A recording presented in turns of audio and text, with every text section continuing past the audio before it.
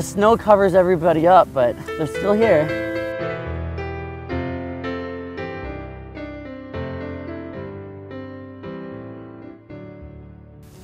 This is our soldier story today.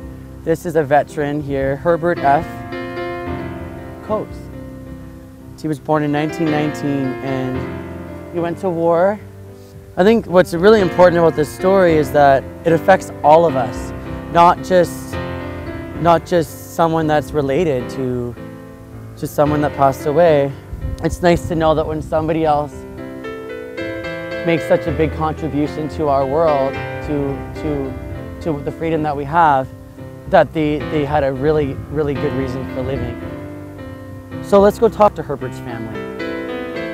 Let's go find out what kind of things we can uncover right here for a true war veteran.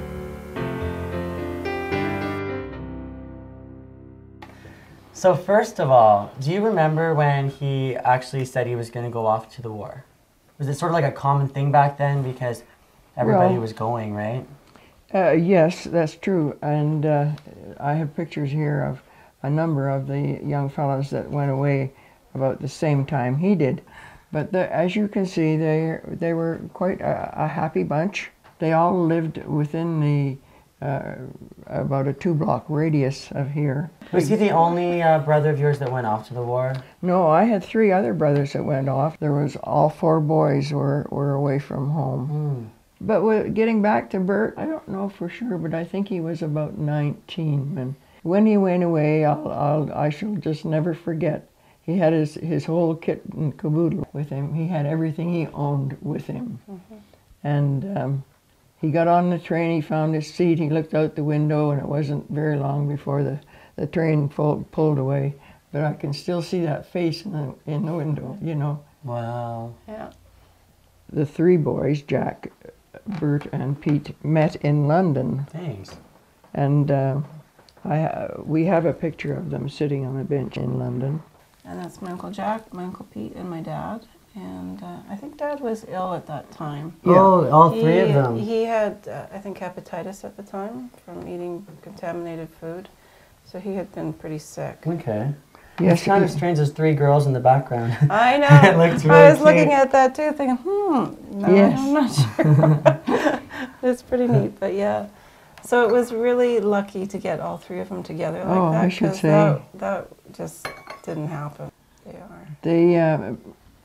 They didn't go in on D-Day. Pete went in on D3, and Bert was after that. Well, you had minesweeper, you know, the big broom, and we swept the roads. We were assault engineers, so we were at the front lines most of the time. And we didn't go into the minefields or anything because we didn't have time to do that. But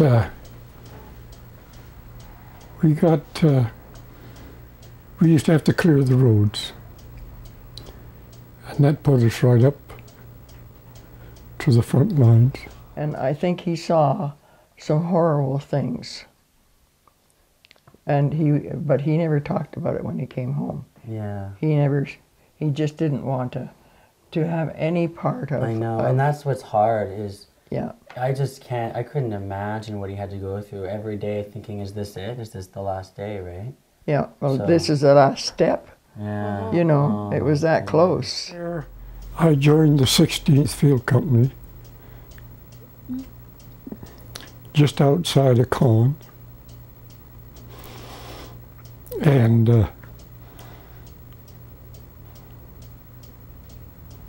as they took Caen, we went through there. And that place was absolutely flattened and stink, oh boy. A lot of people killed it. But after that, we kept going. And we had a little brush with our own Air Force. They come over and bombed us. And we had yellow smoke to tell them it was us. So they let the smoke go in there, and they still kept dropping. They killed a lot of our own men. We had to stop. Oh my God.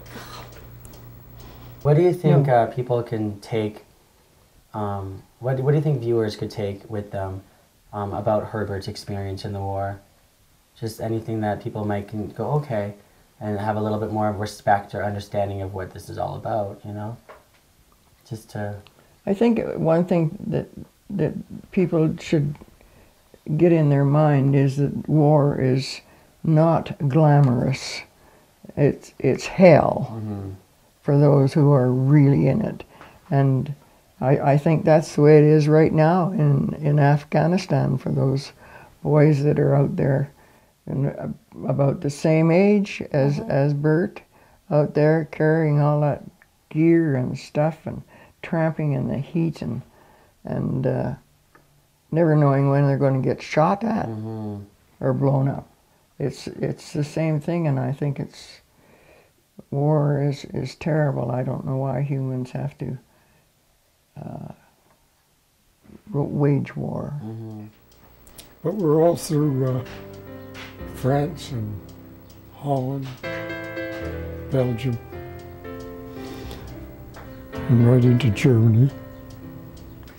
They used to tell us we were crazy, but we did it anyway.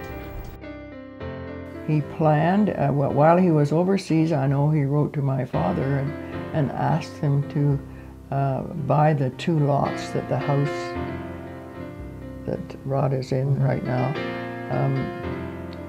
to buy those 2 lots because he wanted to build a house on there when he came back home. And that's what he did. His first idea was to get home, get straightened around as much as he could, forget the army, find a wife and raise a family. And that's his wedding. He did find a wife. And that's his wedding picture right there. No, it's really good and important to keep these kind of pictures because, you know, this was a really big part of his life as well. Well, it was, you know? yes. It's part of who he is and who he was, and I think it's really great that you guys have these. But yeah, this was great. Thank you so much for having me here to talk a little bit about a soldier's story and all the guys that were part of the different adventures in the war.